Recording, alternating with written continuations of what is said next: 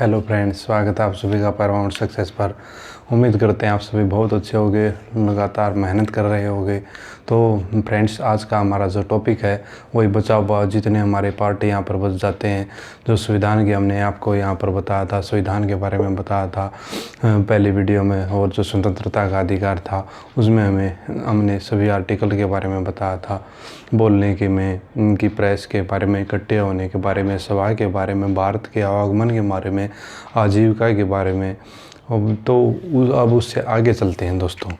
तो शुरुआत करते हैं। आप सभी को पता होगा कि दोस्तों जो अभी हमारा अधिकार है वो हम किस अधिकार के बारे में पढ़ रहे हैं, तो वो अपराध की दोष सिद्धि। ये अपराध की दोष सिद्धि के बारे में, दोष सिद्धि के बारे में। इसमें क्या होता है दोस्तों, अगर कोई भी अपराधी बना दिया जाता है, ये अपराध की दोष सिद्धि का अधिकार ये कौन सा है? ये हमारा कौन सा है? 20 में बताया गया है। क्या बताया गया है? अनुच्छेद 20 में बताया गया है अपराध की दोष सिद्धि के बारे में। इसमें बताया गया है कि कोई भी व्यक्ति होता है, अगर उसे किसी भी आधार पर अपराधी बना दिया जाता है तो उसने अपने अधिकार से बचने के लिए जो संरक्षण दिया गया है, यानी कि उस जो अपराधी को अपराध से बचने के लिए जो संरक्षण दिया जाता है, उसे ही इसमें अपराधी की दोष सिद्धि के बारे में बताया गया है। तो जो सबसे पहले क्या होता है इसमें, अब मान लो कोई भी जैसे कोई व्यक्ति है, तो दोस्तों उसमें क्या होता है कि अगर किसी व्यक्ति को अपराधी 2015 में क्या किया, अपराधी घोषित कर दिया गया, मतलब अपराधी का मुकदमा इस पर दर्ज कर दिया गया है कि यह अपराधी है। और जो अपराधी इसने ये 2015 में किया था, उसके लिए जो सज़ा का प्रावधान था, उस समय जो कानून बनाया हुआ था वो क्या था? 6 माह की जेल थी। कितनी? 6 माह की जेल थी। लेकिन क्या होता है दोस्तों, जो ये 6 माह की जेल थी, थोड़े 2 साल के बाद आप मान कर चलो, जैसे 2017 में जो ये सज़ा का प्रावधान था ये अलग कर दिया गया। 2017 में इसे 5 साल की सज़ा कर दी गई, यानी कि जो भी उस अपराधी की जो सज़ा थी 2015 में थी 6 महीने की, और 2017 में उसी अपराध के लिए कितनी? 5 साल कर दी गई। तो जो इसकी दोष सिद्धि के समय, तो इसको अब जो सज़ा है वो किस उस पर मिलेगी? तो जो भी अपराधी होता है उसको उसी समय के कानून के अनुसार सज़ा मिलेगी। यानी कि इसको 2015 में 6 माह था, तो वर्तमान में क्या है? 5 साल है, लेकिन उसी समय के कानून के अनुसार, यानी कि जिस समय उसे अपराधी के मुकदमा उस पर दर्ज किया गया है, उसी समय के कानून के अनुसार उसे सज़ा मिलेगी। तो ये क्या? अपराध की दोष सिद्धि के बारे में है। फिर इसमें दूसरा संरक्षण क्या है? आप सभी को पता है कि गवाही, वह खुद के विरुद्ध गवाही नहीं दे सकता। वह खुद के विरुद्ध गवाही देने के लिए किसी को तैयार नहीं कर सकता। खुद की गवाही क्या है? खुद की गवाही निरस्त कर दी जाती है।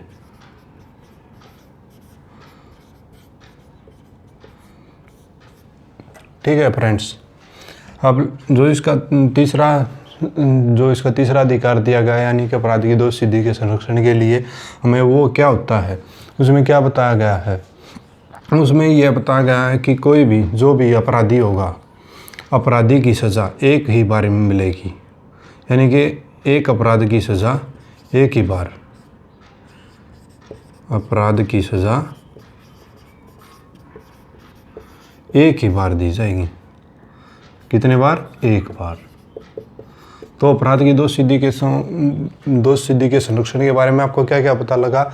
इसमें वर्तमान समय में, यानी कि जो कानून होता है उसी के अनुसार सज़ा दी जाएगी, और गवाही व खुद की गवाही को निरस्त कर दिया जाता है, यानी कि वो किसी को भी गवाही के लिए नहीं बना सकता। और जो तीसरा होता है, एक अपराध की सज़ा एक ही बार, यानी कि कोई भी जो भी, अगर मान लो उस पर कोई भी जो मुकदमा चला हुआ है, मान लो चोरी से चला हुआ है, तो और बार, यानी कि मान लो उसने दोबारा से फिर से चोरी कर ली, तो उसने जो चोरी की है, तो चोरी की सज़ा एक अपराध क्या हुआ? उसका एक हुआ। एक अपराध की सज़ा एक ही बार मिलेगी।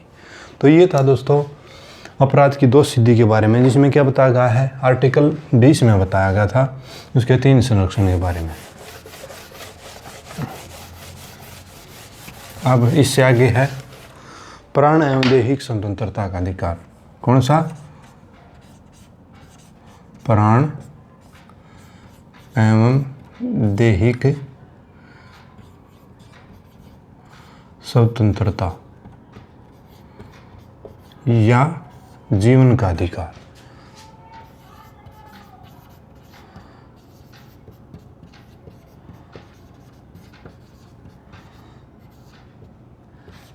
इसमें क्या है दोस्तों, आप सभी को पता है कि जो हमारा आर्टिकल कितना, अनुच्छेद 20 में क्या बताया गया है? अनुच्छेद 20 में बताया गया प्राण एवं दैहिक स्वतंत्रता, यानी कि ये हमारे जीवन का अधिकार है।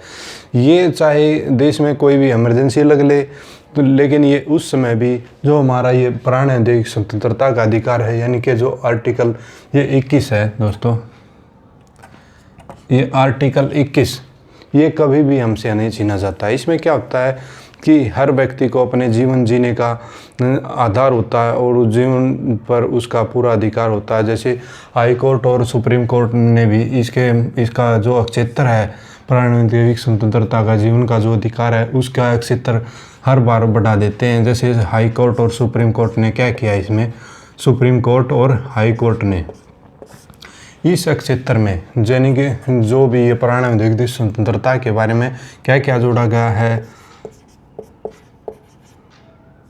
ये सफल नहीं है दोस्तों, स्वच्छ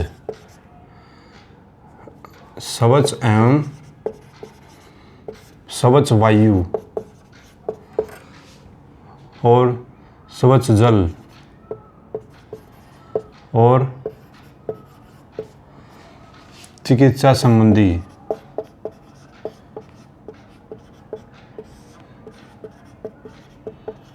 संबंधी और विदेश घूमने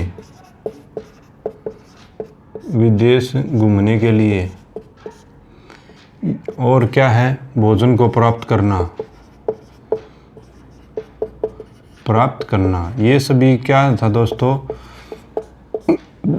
सुप्रीम कोर्ट ने और हाई कोर्ट ने क्या होता है, इसके क्षेत्र को जो विस्तृत कर दिया गया है और इसमें बार बार कुछ अलग से क्या है, इसमें जो भी अधिकार जोड़ दिए जाते हैं। उसमें सबसे पहले क्या है, स्वच्छ वायु, यानी कि हर किसी को सांस लेने के लिए आपको पता है कि शुद्ध वायु की जरूरत होती है, तो स्वच्छ वायु यह भी हमारा अधिकार है। कौन से आर्टिकल में? अनुच्छेद 21 में है।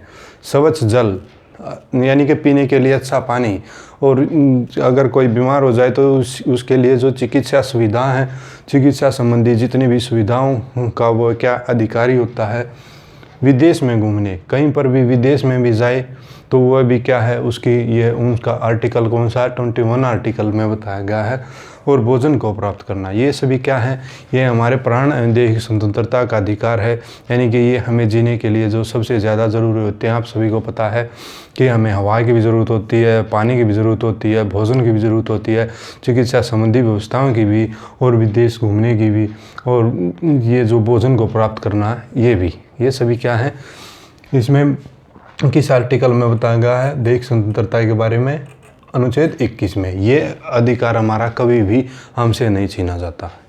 तो हाई कोर्ट और सुप्रीम कोर्ट में एग्ज़ाम में ये बहुत बार ये क्वेश्चन आए हैं कि स्वच्छ वायु किस अनुच्छेद के अंतर्गत सुप्रीम कोर्ट ने हमें प्रदान की है, तो उसका कौन सा आर्टिकल है, अनुच्छेद 21 में। इनमें से कौन सा दे देगा, विदेश घूमना, भोजन को प्राप्त करना, किस अनुच्छेद के तहत हमारा जो जीवन का अधिकार है, तो वो है अनुच्छेद 21 के तहत। तो फ्रेंड्स, ये था हमारा अनुच्छेद 21। तो जो अनुच्छेद 21 था, अनुच्छेद 21 में क्या होता है, अनुच्छेद 21 में जो 6 से 2002 में क्या होता है, आर्टिकल इसका अनुच्छेद है कितना, 21A में, 21A में जो 2002 में बना दिया गया। इसमें 6 से 14 वर्ष तक के बच्चों को निःशुल्क, अनिवार्य और निःशुल्क शिक्षा, अनिवार्य व निःशुल्क शिक्षा के बारे में बता दिया गया। यानी कि ये अधिकार बना दिया गया हमारा, कौन सा, कि 6 से 14 वर्ष तक के बच्चों को ये अनिवार्य और निःशुल्क शिक्षा मिलेगी, यह कानूनी अधिकार बना दिया गया। कौन सा कानूनी अधिकार? कानूनी अधिकार। तो ये किस अनुच्छेद के तहत जो 6 से 14 वर्ष तक के बच्चों को ये अनिवार्य निःशुल्क शिक्षा प्रदान की जाती है, वो आर्टिकल उसका कौन सा है? अनुच्छेद 21A के तहत 6 से 14 वर्ष तक के बच्चों को। ये कब बनाया? 2002 में बनाया गया। तो अब आते हैं अनुच्छेद 22 में। अनुच्छेद 22 में क्या होता है? आप सभी को पता है कि जो हमारा हमने आर्टिकल 20 पढ़ा, अभी पीछे जो पढ़ा था अनुच्छेद 20, उसमें क्या था? अपराध की दोष सिद्धि। अपराध की क्या था? दोष सिद्धि के संबंध में दोष सिद्धि के बारे में बताया गया। और इसमें क्या बताया गया है? इसमें जो भी गिरफ्तार व्यक्ति के लिए, गिरफ्तार व्यक्ति को संरक्षण,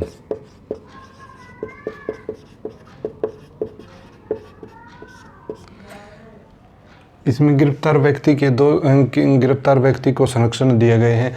जैसे वहाँ पर क्या था, ये अनुच्छेद कितना था? 20 में अपराध की दोष सिद्धि के बारे में बताया गया था। वैसे ही जो गिरफ्तार व्यक्ति को भी संरक्षण दिए गए हैं, 3 अधिकार दिए गए हैं। वो कौन से अधिकार हैं? तो जो पहला अधिकार है वो आप सभी को पता है, हमने इसके बारे में पहले भी पढ़ा था कि जो गिरफ्तार व्यक्ति है, कोई भी किसी भी व्यक्ति को गिरफ्तार कर लिया जाता है तो उसे क्या होता है? 24 घंटे के अंदर कहाँ पर पेश करना होता है?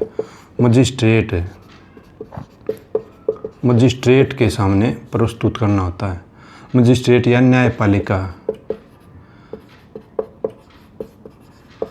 न्यायपालिका के समक्ष प्रस्तुत करना होता है।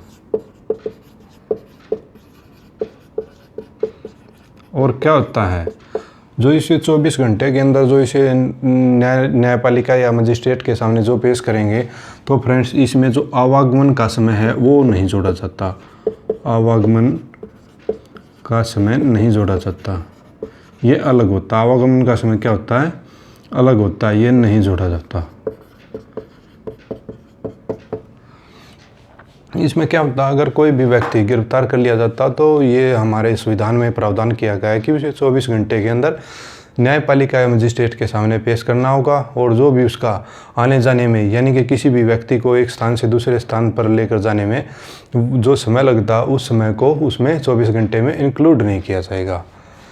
अब जो दूसरा संरक्षण दिया गया है वो क्या दिया गया है? इसमें जो भी होता है, ये जो गिरफ्तार व्यक्ति होता है, ये क्या कहता है? ये सबसे पहले क्या पूछता है? ये गिरफ्तारी का कारण पूछता है। क्या? गिरफ्तारी का कारण, गिरफ्तारी के बारे में पूछेगा। सबसे पहले क्या करेगा? गिरफ्तारी के बारे में पूछेगा। और फिर उसे गिरफ्तार कर लिया जाता है, 24 घंटे के अंदर क्या करना पड़ेगा? मजिस्ट्रेट या न्यायपालिका के समक्ष प्रस्तुत करना पड़ेगा। यानी कि ये हमारे संविधान में प्रावधान है। और तीसरा क्या है? कोई भी अगर मान लो कोई भी किसी को गिरफ्तार कर ले, मान ले, यानी कि पुलिस किसी को भी गिरफ्तार कर ले, तो वो अपनी गिरफ्तारी से बचने के लिए तुरंत क्या करेगा? अपना एक वकील भी बनाएगा। तो अपनी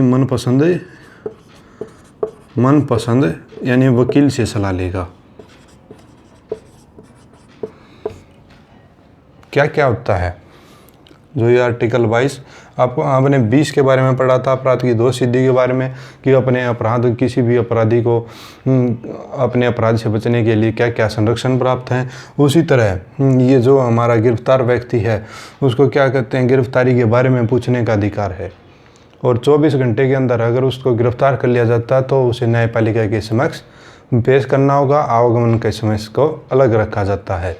और अपनी मनपसंद वकील अपना, चाहे कोई भी मनपसंद वकील हो, उससे वह कानूनी सलाह लेगा। तो ये था दोस्तों हमारा आर्टिकल 22 में, अनुच्छेद 22 था। अब इससे आगे आता है आर्टिकल 23। आर्टिकल 23 में क्या है दोस्तों? 23 और 24।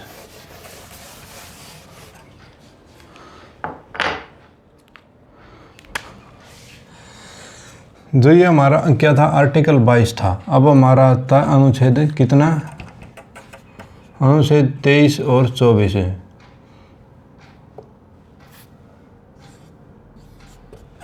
अनुच्छेद 23 में क्या बताया गया है, जो भी ये हमारे अनुच्छेद 23 में बताया गया दोस्तों, वो क्या होता है, आप सभी को पता है कि जो भी शोषण के विरुद्ध अधिकार होते हैं, यानी कि शोषण के विरुद्ध अधिकार, शोषण के विरुद्ध अधिकार,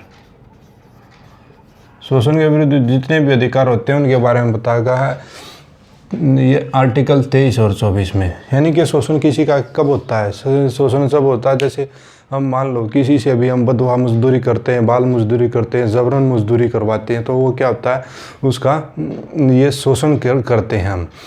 और यह आप सभी को पता है कि जो भी आर्टिकल 23 है, आर्टिकल 23 में क्या बताया गया है, अनुच्छेद 23 में इसमें बताया गया है किसी भी व्यक्ति को अगर शोषण होता है, किसी भी व्यक्ति का शोषण होता है,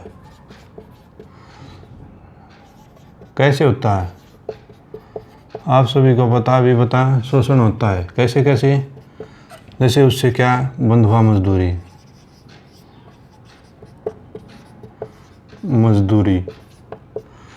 जबरन मजदूरी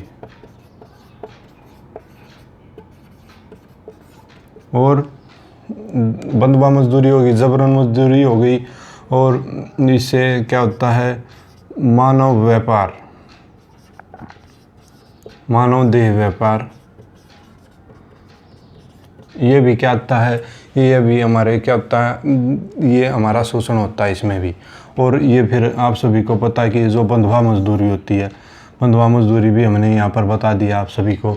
तो बंधुआ मजदूरी, जबरन मजदूरी, और क्या होता है इसमें, क्या होता है किसी भी व्यक्ति को कोई भी काम सौंप दिया जाता है और उससे ज़बरदस्ती जो भी काम करवाया जाता है वो सभी, उनसे क्या होता है, हमारा शोषण होता है। तो किसी भी व्यक्ति का जो शोषण होते हैं, मानव देह व्यापार, बंधुआ मजदूरी और जबरन मजदूरी, ये सभी हमारे आर्टिकल कितने में आते हैं, 23 में, अनुच्छेद 23 में बताया गया है इन सभी के बारे में। तो अनुच्छेद 24 में फिर क्या बताया गया है, आप सभी को पता है कि जो अनुच्छेद 24 है, अनुच्छेद 24 में बताया गया है यानी कि 14 वर्ष से कम आयु के, 14 वर्ष से कम आयु के जितने भी बच्चे होते हैं उनका कारखाने में जो भी काम करना है वो पूरी तरह बंद है। यानी कि वो उनके साथ तो क्या होता है, अगर कोई 14 वर्ष से कम आयु के बच्चों के साथ काम करवाता है तो वो उसका शोषण कर रहा है। यानी कि ये जो शोषण के विरुद्ध अधिकार है इसमें बताया गया है। तो आर्टिकल ये अनुच्छेद 24 में, ये एग्ज़ाम में बहुत बारी क्वेश्चन आया है कि किस अनुच्छेद के तहत 14 वर्ष से कम आयु के बच्चों से कारखानों में काम करवाना बंद करवाया गया है या उनका शोषण किया जाता है, माना जाता है। तो वो कौन सा आर्टिकल 24 में क्या बताया गया है, इसमें 14 वर्ष से कम आयु के किसी भी बच्चे को जबरन कोई भी काम नहीं करवाया जा सकता, और कम आयु के बच्चों को अगर काम करवाया जाता है तो उससे क्या होता है, उनका शोषण होता है। तो ये एग्ज़ाम में ये क्वेश्चन बहुत बारी आया है। और जैसे अभी हमने पहले पढ़ा था आर्टिकल जो 21A है, यार 21A में क्या बताया गया है, 6 से 14 वर्ष तक के बच्चों को सभी को निःशुल्क और अनिवार्य शिक्षा के बारे में बताया गया है। तो ये था हमारा आर्टिकल 24 में। अभी जो हमारा ये नेक्स्ट अधिकार है वो कौन सा है, अनुच्छेद 25 से 28 आता है। कौन सा आया, आप सभी को पता है कि जो धार्मिक स्वतंत्रता है,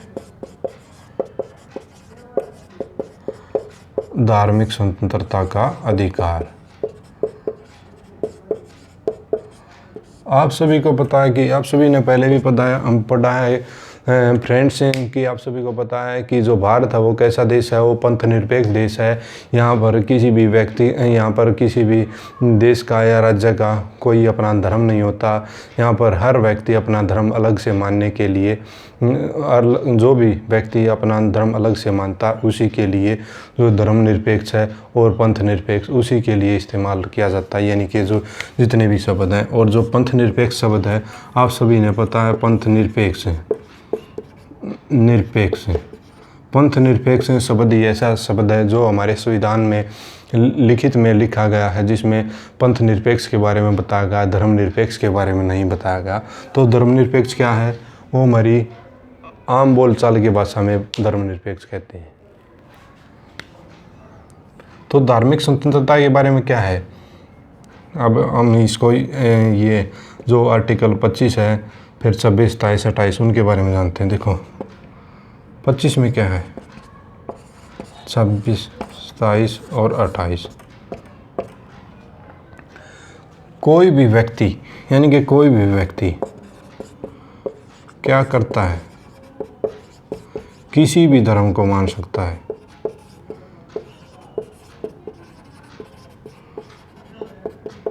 मानने, प्रचार करने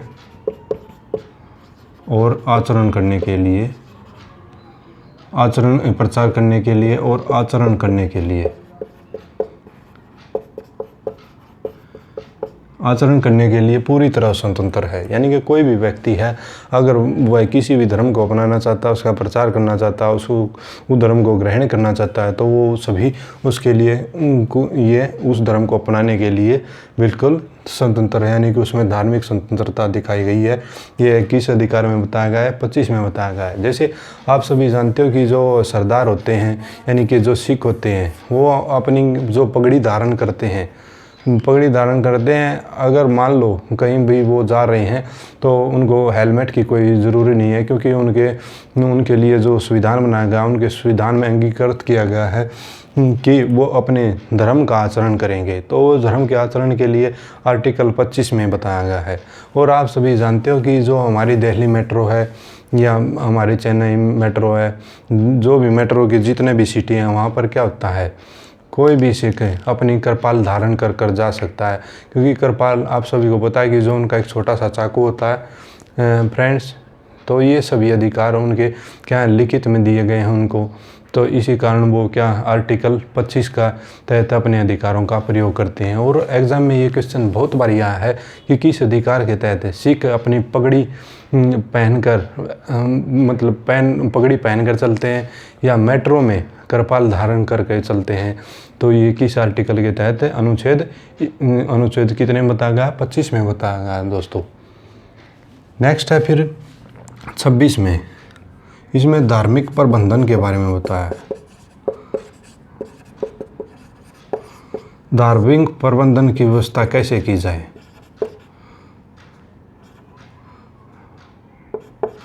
धार्मिक प्रबंधन की व्यवस्था के बारे में बताया गया है कि जो भी जिस धर्म को माने उस धर्म की व्यवस्था कैसे की जाए, धर्म को आगे कैसे लेकर जाना है। और जो धार्मिक प्रबंधन की व्यवस्था के बाद फिर आता है 27 में, अनुच्छेद 27 में क्या बताया गया है, धार्मिक कार्यों के बारे में बताया गया है। धार्मिक कार्यों के बारे में, धार्मिक कार्यों के बारे में कैसे, यानी कि जो जितने भी धार्मिक कार्य होते हैं, धार्मिक कार्य ये संपोषित होते हैं, संपोषित है, यानी कि जो भी पैसे का लेन देन होता है, पैसे के लेन देन के बारे में, लेन देन के बारे में क्या होता है, इसमें टैक्स की रियायतें होती हैं, रियायतें, यानी कि जो टैक्स की जितनी भी रियायतें होती हैं। जैसे आप सभी को पता है कि हमारे देश में जितने भी बहुत बड़े बड़े मंदिर हैं, चाहे वो शिरडी का साईं मंदिर हो, चाहे वो बालाजी का तिरुपति बालाजी धाम मंदिर हो, उनमें क्या होता है, उनके पास बहुत सारा जो धन एकत्रित होता है, उस पर क्या होता है, जो टैक्स होता है वो अलग से लगाया जाता है। उसके लिए कुछ अलग रूल होते हैं। तो उन सभी रूलों का जो धार्मिक कार्यों के, यानी कि धार्मिक कार्यों में यही होता है कि जो भी पैसे का लेन देन होता है, जैसे कोई दान करता है तो उसके बारे में फिर जो टैक्स रियायतें होती हैं वो अलग होती हैं। तो इनमें बताया गया है धार्मिक कार्यों के संपोषित, यानी कि पैसे के लेन देन के बारे में किस आर्टिकल में बताया है, ये आर्टिकल 27 में बताया, अनुच्छेद 27 में बताया धार्मिक कार्यों के बारे में। और फिर आता है अनुच्छेद 28 में। 28 में क्या बताया गया है, धार्मिक उपासना, धार्मिक उपासना के लिए स्वतंत्र है। कोई भी व्यक्ति है वह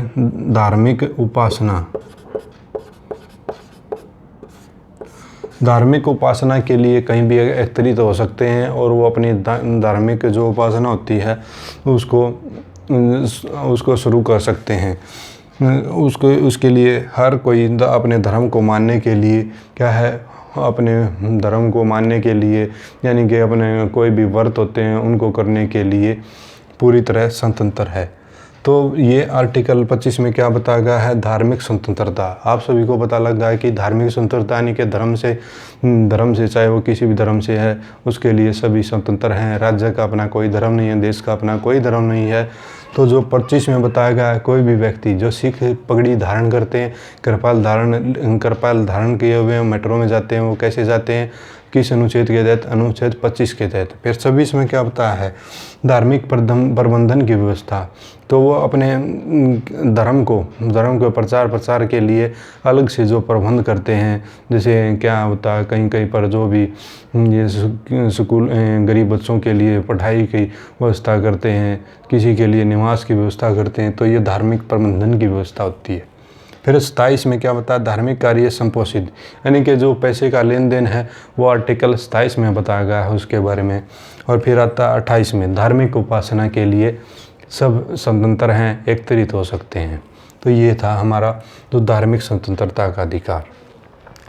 नेक्स्ट है फिर फ्रेंड्स, आप सभी को पता है कि आपको हमारा कौन सा अधिकार आ गया, 29-30। 29-30 में क्या होता है,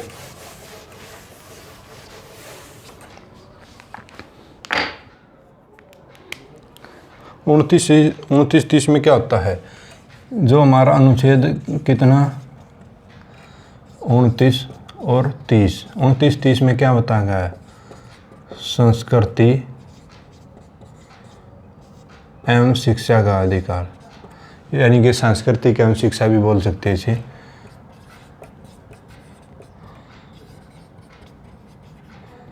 संस्कृति एवं शिक्षा का अधिकार। इसमें क्या होता है, जो अनुच्छेद 29 है और ये अनुच्छेद 30 है, तो इसमें जो भी अपनी संस्कृति होती है, कोई भी व्यक्ति अपनी संस्कृति के लिए या अपनी संस्कृति की शिक्षा के लिए क्या है, वो पूरी तरह से स्वतंत्र है। और अपने संरक्षण के लिए अपनी संस्कृति की, जो आर्टिकल 29 में बताया गया है, वह संस्कृति के लिए या क्या अपनी जो भी अनुसूचित जाति होती है या कोई भी अपने वो जिस भी वर्ग से संबंधित है उसके लिए क्या है, अपने संरक्षण के लिए है, संस्कृति के संरक्षण के लिए।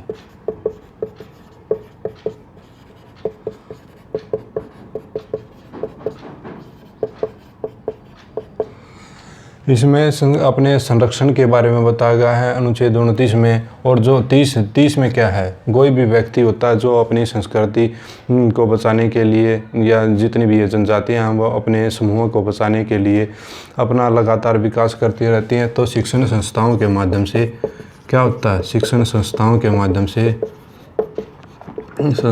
माध्यम से ये अपने शिक्षण संस्थाओं के माध्यम से शिक्षा प्रचार करके अपनी संस्कृति को यानी कि याद रखने का प्रयास करती हैं, उसी के माध्यम से आगे चलने का प्रयास करती हैं। तो फ्रेंड्स, ये था हमारा जो आर्टिकल 29 और 30 में बताया संस्कृति और शिक्षा का। और फिर अभी जो हमारा आर्टिकल बचा हुआ वो अनुच्छेद कितना बता हुआ, 32 है। तो इसको समझते हैं। तो संविधान में क्या है, जितने भी जो हमारे अधिकार दिए गए थे, अभी मैंने जिन अधिकारों के बारे में पढ़ा था, उन सभी अधिकारों के संरक्षण के बारे में, चाहे कोर्ट हो, चाहे कोई भी व्यक्ति हो या सरकार हो, अगर कोई भी हमारे अपराधों के लिए यानी